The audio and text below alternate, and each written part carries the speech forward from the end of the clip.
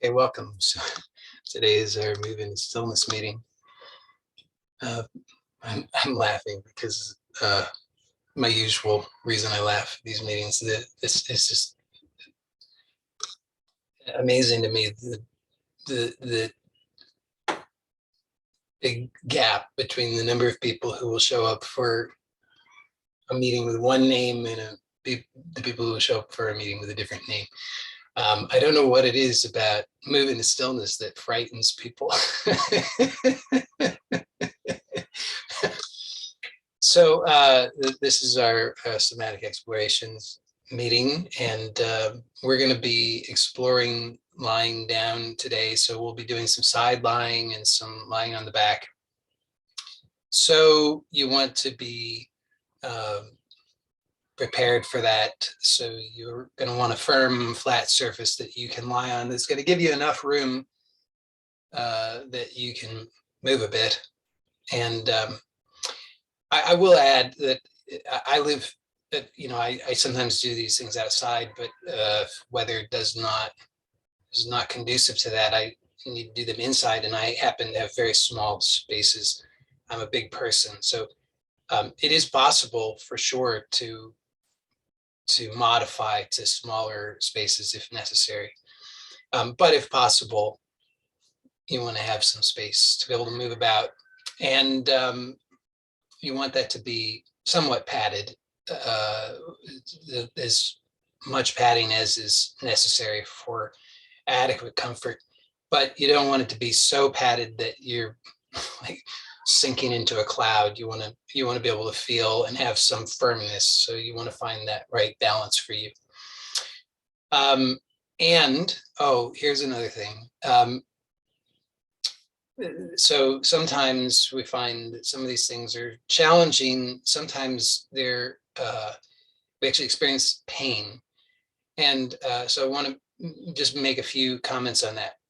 One is that none of the movements that I suggest should inherently produce pain. And so if you experience pain, then there's good news in this. It's an indication that you've just encountered some sensory motor amnesia, most likely. I mean, that's, I suppose there could be other causes, but it's a very high likelihood that it's sensory motor amnesia. It's, of course, if you have doubt about that, then you would want to go to some sort of person who's has ability to put your mind at ease regarding the doubt, or give you a different diagnosis that would be helpful to you. But in the vast majority of cases, what it is you've encountered the sensory motor amnesia that you were, well, unaware of because it's amnesia, but now you've become aware of it. So that's positive, because then that means that since you've just become aware of it, now you have the ability to actually release it. So in order to do that, you will find that it's extraordinarily difficult and very, very excruciatingly painful if you just try to push through the pain. So don't do that. What you're going to want to do in that case is you're going to want to find a way to modify. And that could be that you reduce the range of motion. You could change, for many of these movements, you might find that there's just a certain part of the range that produces the pain. It may happen to just be the range that's in the starting position, but if you modify to a different position slightly, you may find that you're able to do it without pain, although there may still be sensation. Also, in these cases, more padding can be useful. It really depends, but you can experiment with that and find out if more padding helps to alleviate the experience of pain. So I can't think of I know I've personally experienced this. I'm not coming up with an example of that offhand, but I have personally experienced that, where I experienced pain in just a starting position of something that I knew really shouldn't produce pain, particularly because if I would find that, like, for example, if it was only on one side, but the other side did not produce that pain, then that was a big clue that I was encountering sensory motor amnesia on the one side. So I found that increasing the padding on the side where I experienced the pain helped me to do the movement initially, which, remember that the premise here is that sensory motor amnesia is not it's not a structural issue. It's entirely um, a condition in the nervous system. So it can be undone. It was learned. It can be unlearned. Of course, when we experience pain, normally what we do is we freak out and we think there's something wrong and broken with me, and I don't want to injure myself any further, which of course tends to cause more contraction, which reinforces the pattern. Um, which is why trying to just push through the pain is not a good solution, because you'll be fighting against yourself. But you want to reassure yourself in these situations. And again, if you have doubt about it, then you need to go see somebody who can, some sort of healthcare practitioner who can clear it up for you. But once you have confidence, reasonable confidence, that what you're dealing with is sensory motor amnesia, then you want to remind yourself of that fact, because otherwise what's going to happen is your brain's going to freak out. It's going to tell you what it does, which is that you're broken and you need to protect and avoid and contract and tense up. But so you need to remind yourself, no, it's sensory motor amnesia. It's safe to move. It's safe to be here. And you can modify the position. You can add more padding in order to provide adequate confidence for you to be able to do the movement. And then, of course, if none of that works, then you just don't do that movement. And we can find other movements that will, or other things that will help to restore the sensory motor awareness that will relieve that problem. So then you'll be able to do the movement later. Okay, so hopefully now you've got set up with a place where you can lie down. And we're going to start lying on the side. So I'll let you choose which side. And if you find that one side you experience pain, then maybe do the other side. Because at least initially, we want to make it as easy on ourselves as possible. That's sort of runs counter to a lot of our conditioning, which is we're going to push through and try, and if no pain, no gain. But really, this is all about relieving ourselves of the unnecessary burden of the mental conditioning. And it's mental conditioning doesn't mean that it's just all in your head. No, it's a physiological issue, but it's produced through a mental condition, which we have all of these ideas, or a loss of adequate sensation. So don't make it harder on yourself, make it easier on yourself. So you choose the side. And what you're going to do is you're going to, we want to take some time to get into the position so that you're going to be reasonably comfortable starting. So if we're going to have the arms in front. So the directions are all relative to the soma. So the soma has an orientation. So that where you sense that your face is, that's front. So your arms are going to be in front. And I'm just going to use the word floor to refer to the surface that you're lying on. If you're not lying on the floor, just translate that in your head so that I can use floor as a shorthand. So the arms will be, the arm of the side that you're lying on will be resting on the floor, and the other arm will be such that the hands will be together, so straight out in front of you. The legs are going to be bent at 90 degrees, both at the hips and at the knees. So this is going to provide some stability for you. So you don't want your legs just straight down, because then you won't be able to balance. You'll be all tippy. But you want to have the hips bent at 90 degrees so that the knees stick straight in front of you. and then the knees are bent so that the feet are down, and the legs are stacked on one another, so that the leg of the side that you're lying on is obviously on the floor, and then the other leg is directly stacked on top of that. Now, I should have told you this beforehand, and now that you've gotten all so nicely into this position, you may need to get out and get back into it, depending. Because if you find that it's uncomfortable on your head and neck to have this angle, it's a pretty steep angle, then you may want to have something under your head to support it. So my recommendation, and for those who are, everybody who's here live has access to the messenger group, so you got my note in advance, but particularly anybody who's going to watch the recording, you may not have that. So I recommend paperback books. You can stack them to get the right height, and they are firm but not hard, so they're a good option. So you could take a stack of paperback books. You want preferably ones that are of good dimension so that you can have some stability. You're not going to just roll right off of them. And you want a stack of them that will give you a nice alignment for your head. If you don't want to do that for some reason, you could use a cushion, but a cushion would be, in general, it's going to be a little too cushiony.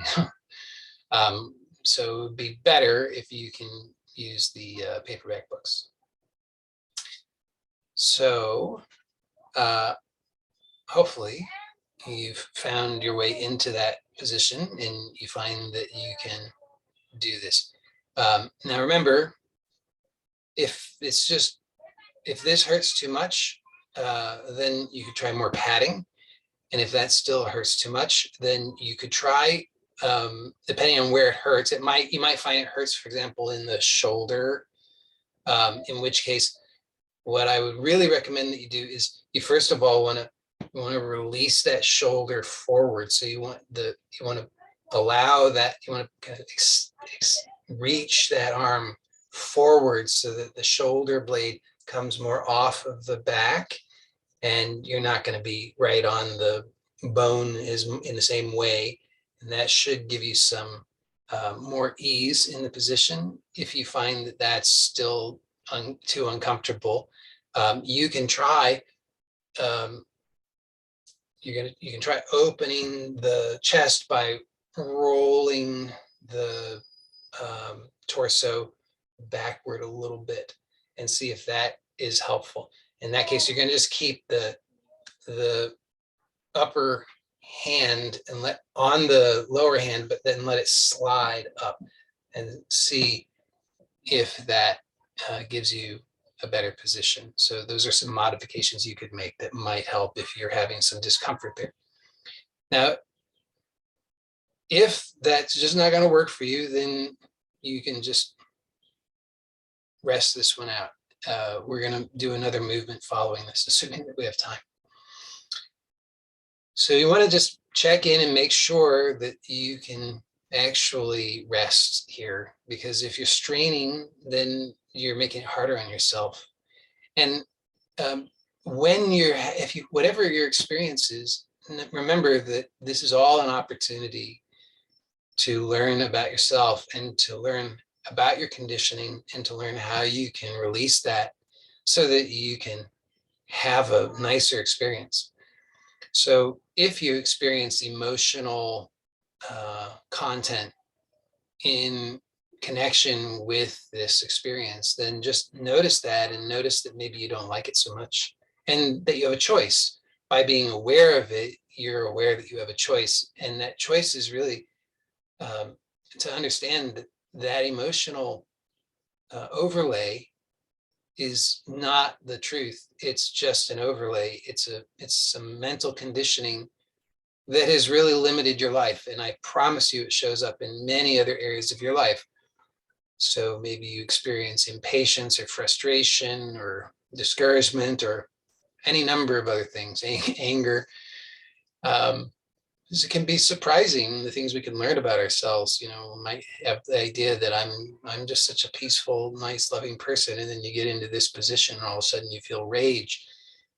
Well, so good to know that. This is not about condemnation or self-judgment. It's about self-awareness so that we have freedom through choice. So don't take whatever you find personally, know that it's good news. Whatever you find, you are now able to be free of it. So you just notice what's there, and then notice that it really is honestly it's a very important part of the whole process. It's maybe the most important part, just to actually allow yourself to get into this position.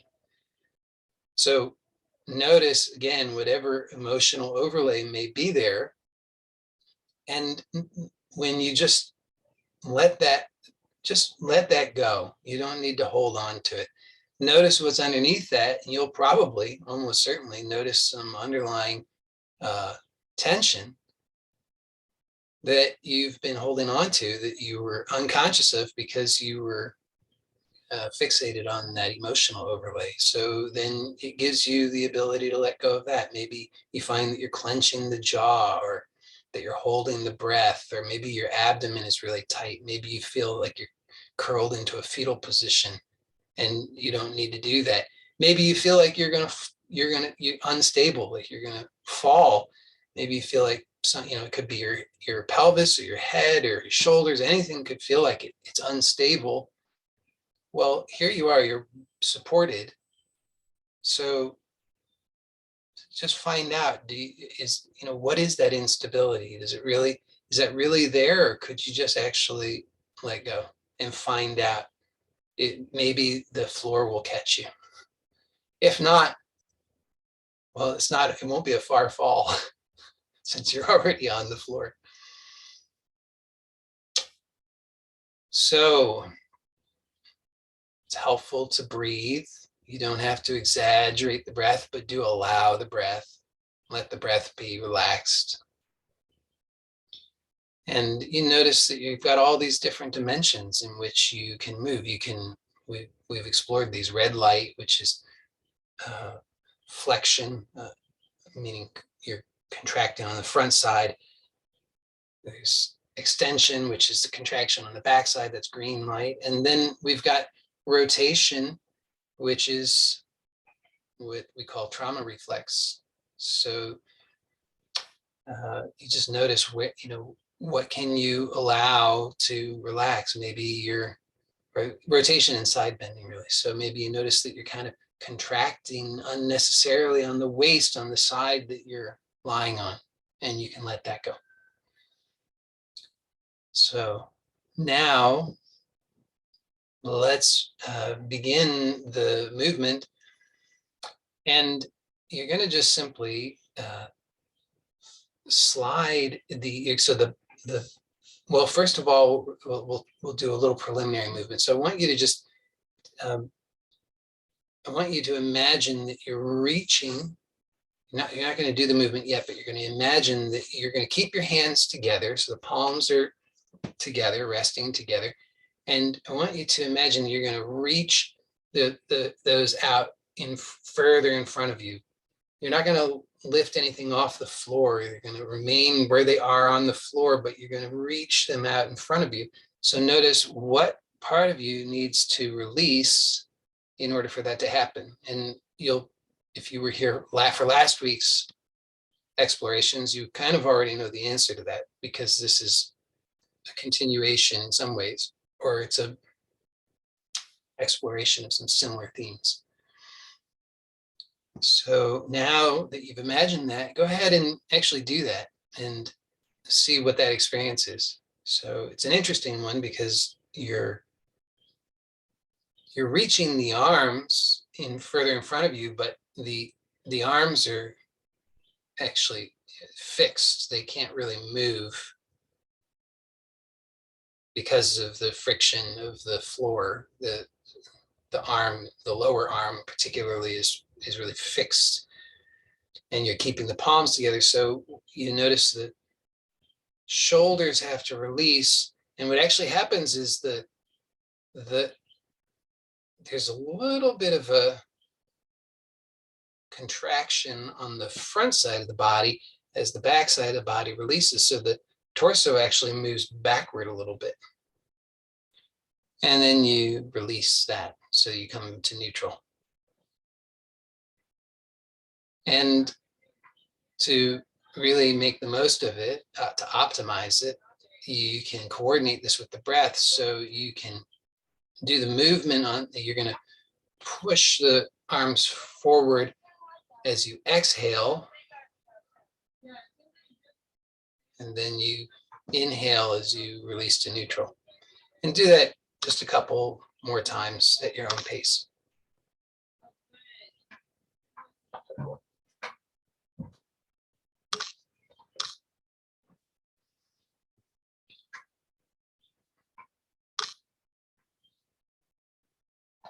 And with this again, remember, and throughout, notice the emotional overlays, because you can, when you are aware of them, you can let them go, and then you gain more freedom. Because you'll find, there'll be an emotional overlay of impatience or frustration or despair or so many different possibilities. And it can be subtle or not so subtle, but you'll notice that it's just a mask for some unnecessary tension. Maybe you find you're still clenching the jaw, or you're holding tension in the neck, or you're doing who knows what, and you can just let that go, but you have to be aware of it first, and you have to let go of the emotional overlay first before you can be aware of what's underneath it. So, all right, so now that you've done that, let's do the next portion of the movement. So you're going to slide the upper hand. So the upper hand is going to remain in contact with the lower hand and arm throughout the movement. So you're not going to lift it. So your range of motion is going to be only that in which you can keep them together. And you're going to slide that you're going to keep the upper arm straight as well. So you're not going to bend the elbow. Both the arms remain straight. And you're going to slide the upper hand backward along the lower hand. So first, just imagine how you might do that. So lower arm is going to stay where it is. The upper arm is going to remain straight. And you're going to slide that upper hand backward along the lower. So imagine how you're going to do that. And for those who are just joining, you missed out on an enormous portion. So let me at least give you the position you're going to get into, and be aware that it took us like 20 minutes just to get into the position. So, but briefly, you're going to be side lying. So you're going to, your arms are going to, you're going to probably want something under your head. I suggest some paperback books. You're going to, you choose a side, whichever one you prefer, whichever one is most comfortable. Your arms are going to be straight in front of you. The lower arm is going to be on the floor or whatever surface you're on. The upper arm is going to be such that the palms come together. Both of them are straight in front of you. And then the legs are going to be bent 90 degrees at the hips, 90 degrees at the knees, and the legs will be stacked. That's as much as I can tell you. But that should be enough to get you in the position. So now that you've imagined that movement, you can go ahead and do it.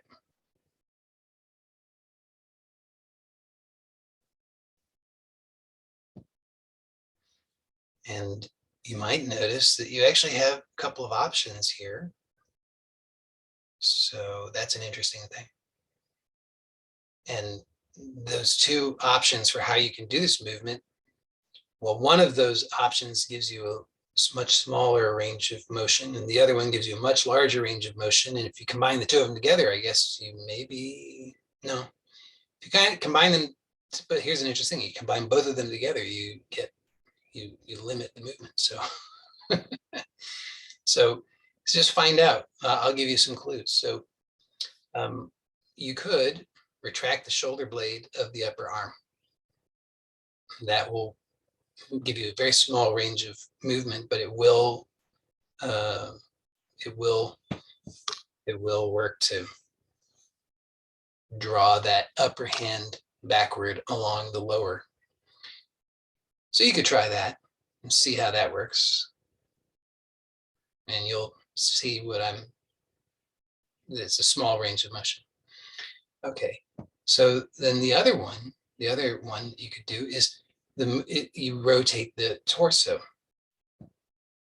So you allow the torso to rotate. And of course, as the torso rotates, so the lower shoulder is fixed. That point is the pivot point.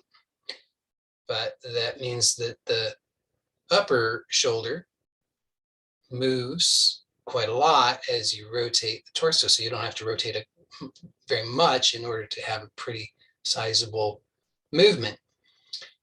Then notice, like I said, that if you try to combine the two movements together, you actually reduce, you make it much more complicated and uncomfortable, and you reduce the efficiency of it. In fact, what you want to do in order to maximize the efficiency of this is you want to actually release and reach the upper shoulder forward as you rotate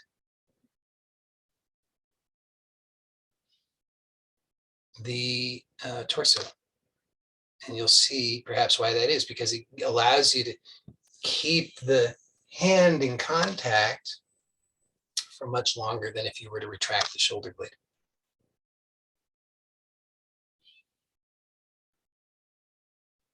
So do that a few times.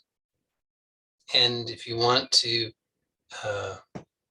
sort of maximize your efficiency, you don't need to do this if you find that's just already a lot. But if you really want to maximize the efficiency, you can coordinate the breath so that you inhale as you rotate open and you exhale as you rotate back to the starting position. And of course, remember, we always do all of the movements very slowly. It's an important principle, because if you suddenly find that you're just kind of rolling around crazy like a madman, and trust me, it happens, you have the best of intentions, the next thing you know, there you are. Then you just realize in that moment, no, I'm just rolling around like a madman, I'm not going to get the benefits. So you come back to conscious awareness, and you slow it down. Coordinating it with the breath can be very helpful for that, among other reasons.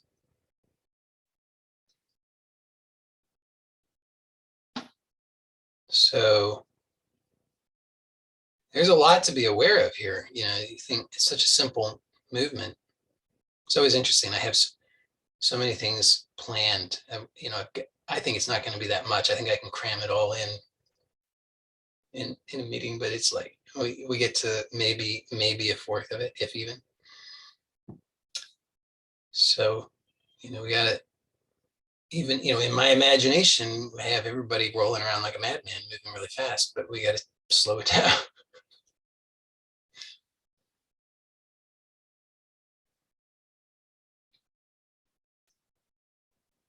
But you get so many benefits. You don't need to do a million different movements. You just need to do a few and do them with awareness. You get the benefits. Okay, so when you're next in the starting position, then just rest there and notice what's different. I guess we didn't really, it's always a nice thing to really take an inventory, so to speak, of your starting state, which we didn't do. But maybe you have a sense of it. Maybe you notice some things that are different. Maybe you notice that the shoulders are able to release more, come off the back. Maybe you notice the chest is a little bit more released as well. It really needs to be, in order for that movement to happen, you need the chest and the back of the shoulder need to release. So you find that shoulder, especially the upper shoulder, but the lower shoulder too, in different ways are releasing. So now we're going to do an interesting thing, as if that wasn't interesting enough. Here's what you're going to do. So you're going to take your upper arm, the hand of that arm. You're going to keep everything else where it is. So you're just going to take the upper hand and you're going to place it in an interesting way. So you're going to, well, first I'll describe it to you. You don't have to place the hand yet. I want to bring your awareness to something. I want you to notice that your skull is the upper portion of your head. And then the lower portion of your head, at least toward the front, is your jaw. So the jaw is connected to the skull through muscles, but it's a separate bone. So the jaw can move. This is good news. It allows us to, do all kinds of things. The jaw can move independent of the skull. The skull is connected to the spine. The spine is the torso. So the skull is really an extension of the torso. So you want to be aware of the skull and the torso being really kind of one unit, so to speak. Obviously, there's a lot of different bones there and you have a lot of mobility, but it's all connected together in that way. The jaw is not directly connected to the spine, not in the same way that the skull is. So we want to be aware of that, and when we're going to be placing our hand, because what we're going to do is we're going to place the hand in such a way that some of our fingers are going to be on the jaw, and one of our digits, not really a finger, I guess, but the thumb is going to be on the skull. So you're going to take that upper hand and you're going to put the thumb so that it's on the upper cheek. And you can modify once you get into the general position, you can modify and explore to find a way that's nicer for you, whatever that is, but it's on the upper cheek, kind of close to the nose. And then the rest of the hand is going to wrap around the jaw, and you're going to let the fingers kind of wrap behind the jawbone. So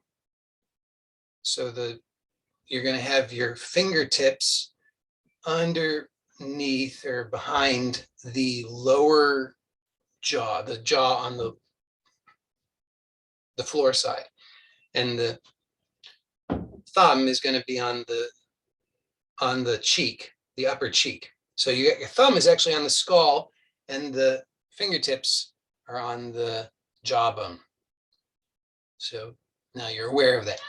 Now what we're going to do is first you can get the hand placed there, and then I'm going to tell you what we're going to do, but you'll just imagine it before you move. So you go ahead and place the hand for real. And then you're going to imagine the movement that I'm going to describe. So you're going to be rotating the torso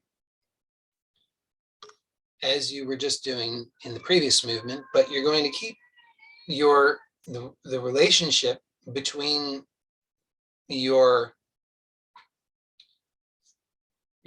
shoulder and your skull and jaw somewhat in the same relationship. So you're really kind of assuring that the head is going along with the torso. And you can watch, if you'd like, you can watch your elbow with your eyes. So you imagine that movement, and when you're ready, you can do it.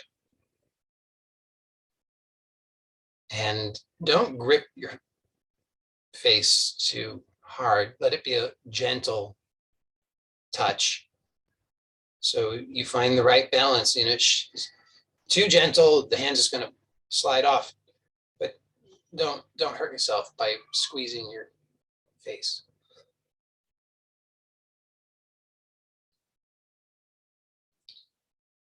And you just see what, you know, it's just an interesting movement. We don't usually do this. So maybe takes a moment to kind of figure it out. Maybe you notice that some parts of you are doing the opposite. You know, they're kind of straining and resisting and tensing up. And so it takes a few slow, gentle, coordinated movements to really start to figure it out. And again, just notice any of the emotional overlay and notice that you can just let that be without needing to try and feed it anymore. And you can coordinate the breath in the same way as we were doing before. So you inhale as you rotate open, and you exhale as you come back to the starting position. And just see, maybe you find that things can open up a little bit more each movement. Just see. Maybe you find that elbow, you're not pulling anything, but just see, maybe the elbow can move even further around, like toward the floor on the other side. Maybe. You're not straining. It's just kind of an invitation for exploration. Then you might be surprised to see what happens. It's definitely not through force. It's not through pulling. It's not through strain. It's through release. It's through opening. It's through allowing that suppleness. And then it becomes very easy, very, very easy. Okay, so once you're satisfied with that, you come back to the starting position. You can let the upper arm relax. You don't need to grip your head anymore. Maybe you found that your jaw was able to release without, you're not pulling on it, you're not yanking on it, but just the awareness, just that sensory feedback. You know, we tend to hold so much tension in the jaw, and maybe you found that softened a little bit, and that's nice. Mostly. In the long run, it's very nice. I should tell you, if you hold a lot of tension in your jaw and you only release part of it, you're going to feel that, as is often the case. But don't take that as a negative at all. Quite the opposite. If that happens, is good news. It means that you've released something. Now you're aware of what was there all along, but you were unaware of. So you just, when you repeat this lesson, you'll find that you can let it go even more and even more. And with that increased awareness, then you learn how to just live without that tension. So now I'd like you to, don't do anything yet, but we're going to roll onto the back. And I'd like you to figure out, you can imagine how you're going to do that so that you don't just fling yourself there or strain unnecessarily. So, we kind of just were doing that. So maybe you could find that that's possible. So see now what you can do and actually find your way onto the back. And so we're going to be lying on the back with knees bent. So the knees are forward toward the ceiling, feet are on the floor, and they're going to be nearish to the buttocks, whatever is comfortable, near and comfortable. And they should be not too wide, not too narrow, so that you can feel stable.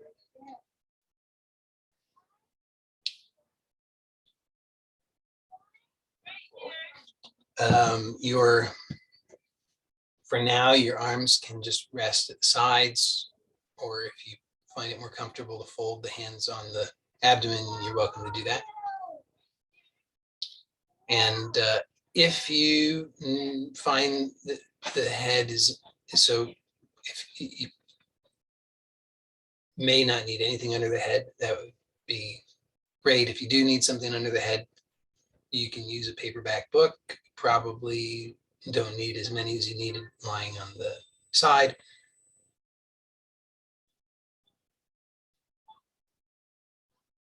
And I want you to really hear, it's worth, as always, taking a moment to really get into the position so that you're not fighting against yourself before we even start the movement. And notice any of the emotional overlay, because there's always going to be some, what we consider to be frustration or impatience or discouragement or anger or depression or despair or on and on. And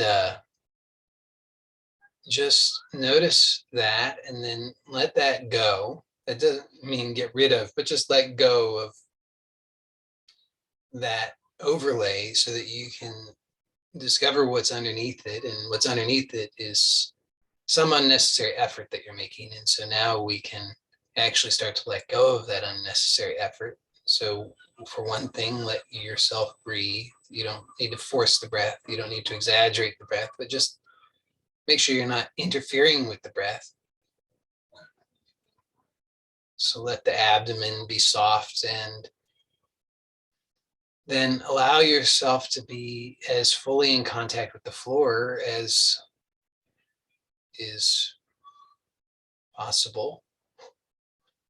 So you might notice that you're unnecessarily arching your back or unnecessarily arching the neck.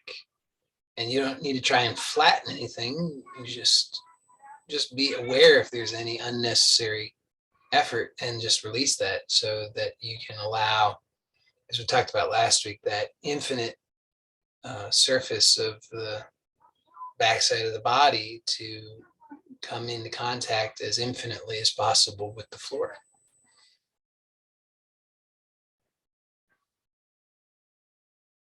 Let the same happen with the soles of the feet, so that the soles of the feet are an infinite surface making contact with the floor so that they become very stable. And then you can release from the knee down to the foot so that the lower leg is entirely supported by the floor.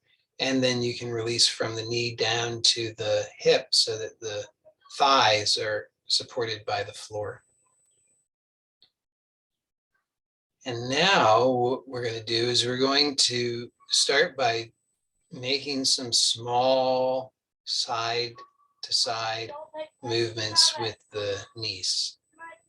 So feet are going to remain where they are. And you're going to allow the knees in a coordinated fashion together. They don't have to be touching, but you're going to move to the same side. So you can move to the left slowly, only as far as is comfortable and that you can do with confidence. And then you're going to bring them back to center. And then you'll slowly lower them to the right. That would be a lot of my money. And then you That'll be like half my money. will bring them back to center. You can listen to my children's financial shenanigans as we do that. Yeah, I don't know if you can hear that. So just going to do that a few more times. So slowly from side to side. And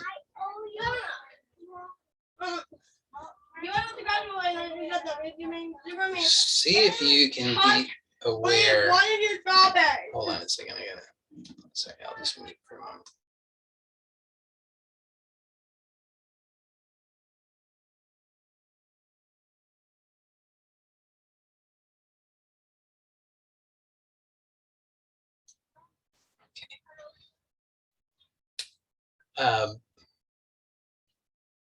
Okay, so see that you can feel that, be aware of that movement through the whole body. So it's not just the knees moving. The knees only move when the legs move, unless something really terrible has happened. And the legs, when the legs move, they're going to tend to move the pelvis or involve movement of the pelvis. And the pelvis is part of the spine. So, and you'll recall that we were just aware of the skull as also being part of the spine. So now we've got everything from head to toe is actually involved in this movement. So see if you can be aware of that. And see if you just relax and you let the movement, don't swing anything wildly. Let it all be slow and controlled, and see if you can be aware of how does the spine move? How does the head move when you move the knees? So if the knees move to the left, what does the head do? If you move the knees to the right, what does the head do? And I guess there are various, depending on what you're doing, you might get a different experience. But structurally, there's a particular thing that does happen. So if you just allow for the movement to be the movement of the structure without any interference unnecessarily from the muscles, then you would discover a very particular thing. And then when you next come back to center, just pause there. And again, check in and see, did you kind of get carried away and forget about some things? Did the back become tense and arched again? Did you forget to breathe? So you're clenching your jaw. You maybe clenching the buttocks. Just find out what you can release. And then we're gonna place the hands in order to bring some more awareness to the sides of the body. So I'd like you to take your hands and in whatever way is most comfortable for you, you want to get your hands on the side ribs. Probably the lower portion of the side ribs will be more comfortable than the upper portion. So, but whatever you can do, however you can do that. And ideally, you're going to as restfully as possible. So you can, and you'll find that you'll have greater stability if your arm, as much of your upper arm and your elbow is on the floor as possible. So see that you can do it without lifting the arms up off the floor. Let them rest on the floor. Obviously, the lower arm may need to come off the floor a little bit in order to get to the, maybe to the side ribs. But you want to keep as much of the upper arm and elbow on the, and the shoulder on the floor as possible for stability and for rest, so you're not straining. And you want to have the hands on the side ribs. So right hand on the right side ribs and left hand on the left side ribs. And then we're going to do the same movement. So just with the hands placed there, see what you can be aware of. So go ahead and begin that movement. Don't think you have to make an enormous movement. It can be a small movement. It is the quality of the awareness that you bring to it that's going to really determine the outcome. Because remember, this is not about any of the things we normally think it's about. It's not about stretching or strengthening. It's about becoming aware of mostly of what it is that we're already doing that's interfering with what we want to do. You know, you want to be able to move freely without pain and restriction. And you find that you're not able to move freely without pain and restriction. So why is that? Well, because of something that you're already doing that's interfering with that. So we just want to become aware of that. And as you become aware of it, then you can release it. And then as you release it, then you no longer have that problem. So notice what you are able to sense now as you're doing this movement with your hands placed on the side ribs. Do you notice a difference in the two sides? Do you feel something different between left and right? Does one side seem to be clearer than the other? Can you more easily sense the ribs on one side versus the other? Does one side seem to move more freely than the other? Do you sense that the muscles and the flesh is able to slide over the ribs more easily on one side than the other? And these are all good clues, because if one side's different than the other in general, because we're mostly symmetrical, there are a few things that are not, but in general, we're fairly symmetrical, at least in terms of muscles. So if there's significant difference between one side and the other, it's a big clue. Hey, there's some sensory motor amnesia right there. And so that's a cause for celebration, because then as soon as you become aware of it and you have that awareness that what you've encountered is sensory motor amnesia, you'll find that it's like magic. Things can start to release. So you start to notice as you're doing this with that awareness that the two sides become freer. They start to move more easily. You can start to sense the ribs more clearly, where things are like hard and bunched up. They start to lengthen and soften.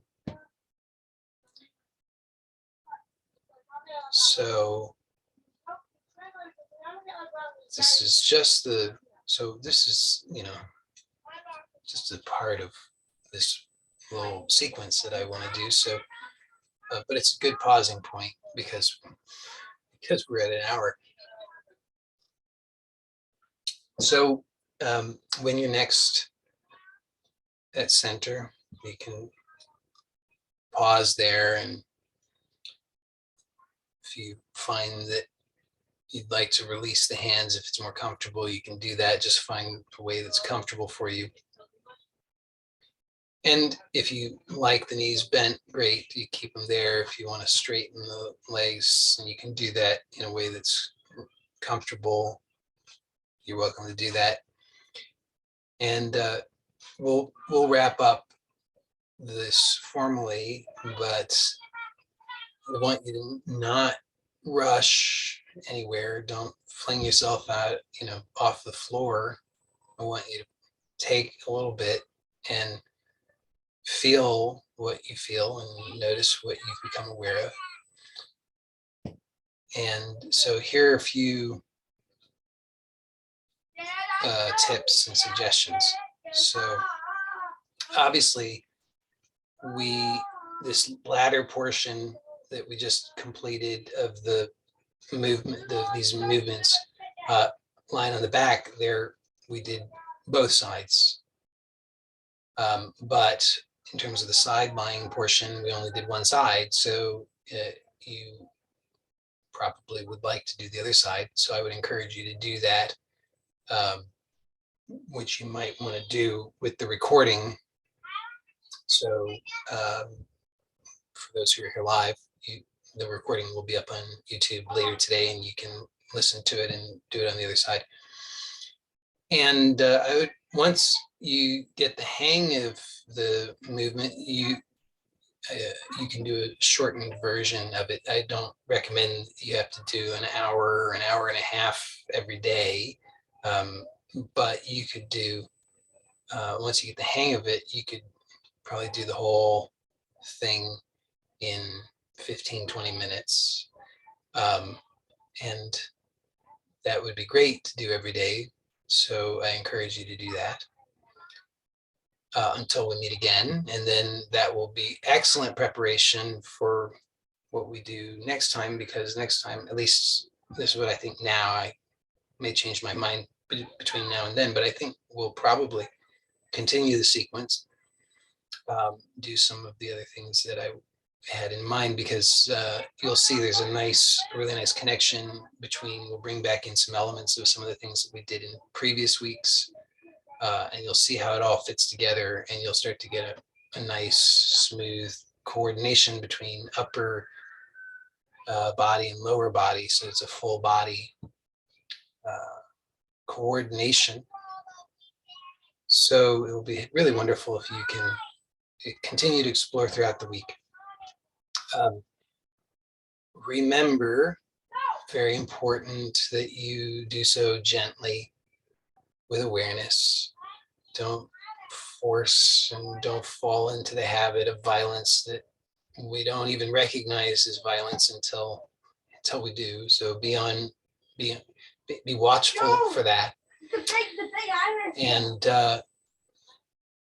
then also, as I often mention, do remember that sometimes when we do these explorations, because we reawaken some of our sensory motor awareness, we've released some of the dysfunctional patterns, but not necessarily all of them. And so because of that heightened awareness, all of a sudden you start to feel more, and you don't like all of that feeling. Don't dismay, don't be in distress over that. Don't think that you've done something wrong. Don't think that somatics is bad. It's really a positive thing, although I do understand it can be uncomfortable, but you have to have the right attitude, which is, this is wonderful news that I'm encountering this, because this means that finally I've discovered this thing that was here all along. And now that I've discovered it, I know the way to release it all the way. So it just takes patience and persistence using the appropriate principles. So everything that, I won't belabor it because you're going to be listening to the recording again, so you'll hear all of the things, but they're all helpful. So really just have confidence and know that you're doing something really wonderful for yourself, and that you're discovering some things, some very powerful things that will continue to help you, and that can help so many other people. Because as I often mention, I want to share this knowledge with everybody, because I think it's our birthright. I think everybody should have this knowledge, because it could save so much unnecessary suffering in the world. And it's so simple, and it's so gentle and so easy, sort of, once you understand it. So thank you, as always, for joining me. And if you have any doubts, questions, or concerns, please let me know throughout the week. All right, blessings to you all, and I'll see you next time. Bye for now.